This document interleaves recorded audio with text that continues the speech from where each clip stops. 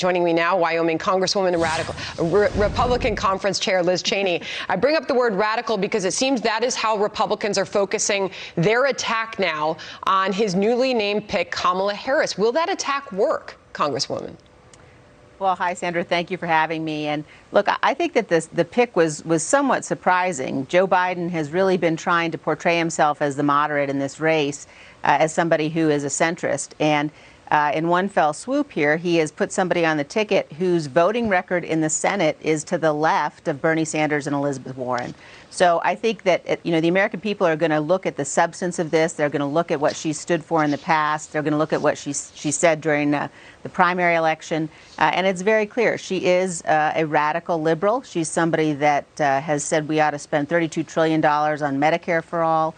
If you look at her record as well in California, she did, in fact, essentially ban gun sales with executive action, and she threatened during the primaries to do the same thing if she's elected, if she were elected here. So I do think the American people are going to take a look at this record and realize she is very much a radical liberal. To your point about her track record, her voting record, GovTrack this morning saying she has established a voting record as one of the most liberal members of the U.S. Senate. The Wall Street Journal editorial board put this piece out this morning looking at her record. The Democrats choose Harris, they write. Biden bows to the party's requirements with the California senator. In choosing Harris as his running mate on Tuesday, Joe Biden checked the essential boxes his party had demanded: a woman, a minority, and a progressive who has moved left as the Democratic Party has.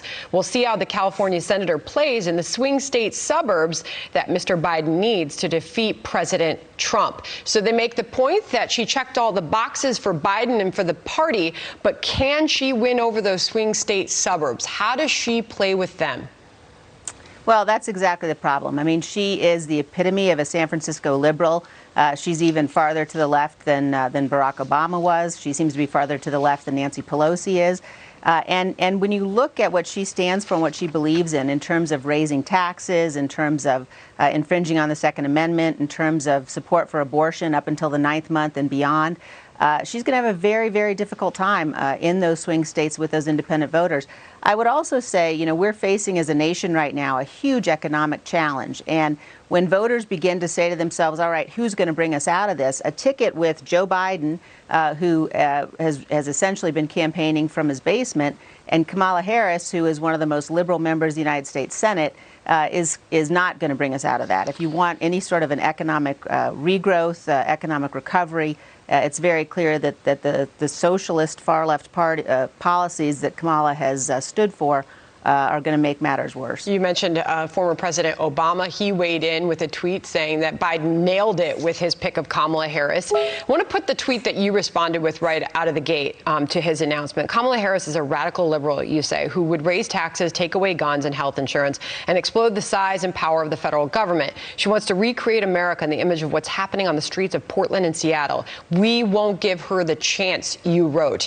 Congresswoman, is it going to be the strategy of the Republican Party to focus their efforts and attacks on his new VP pick, who many see as a very strong choice for him and a strong voice for his ticket? Or do you refocus those attacks back on Joe Biden himself?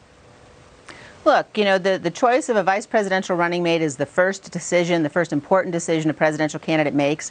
I think that those decisions ought to be made based on who is the best candidate.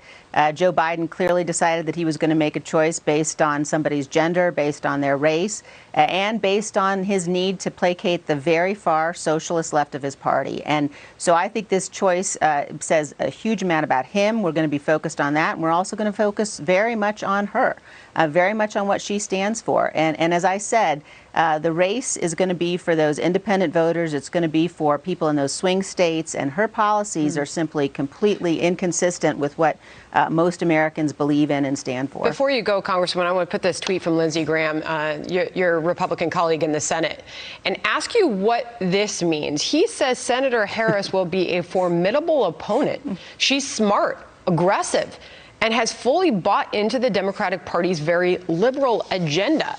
So did this choice strengthen Joe Biden's ticket? You said it, you called it surprising. Yeah, look, I think it is surprising. There's no question that Senator Harris is talented. There's no question that she is going to be a formidable opponent.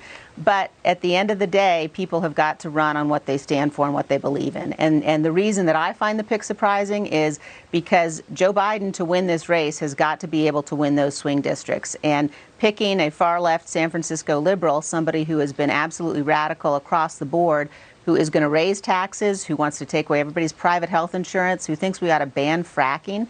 Those are policies that simply do not play in the swing districts that have got to be won. Well, so as we know, it's a surprising pick, but we're ready for it. We know she embraced the Medicare for All, Bernie Sanders policy, but she has since clarified that and walked that back. So she's going to have to obviously make very clear where she stands on that. Hard to clarify that one.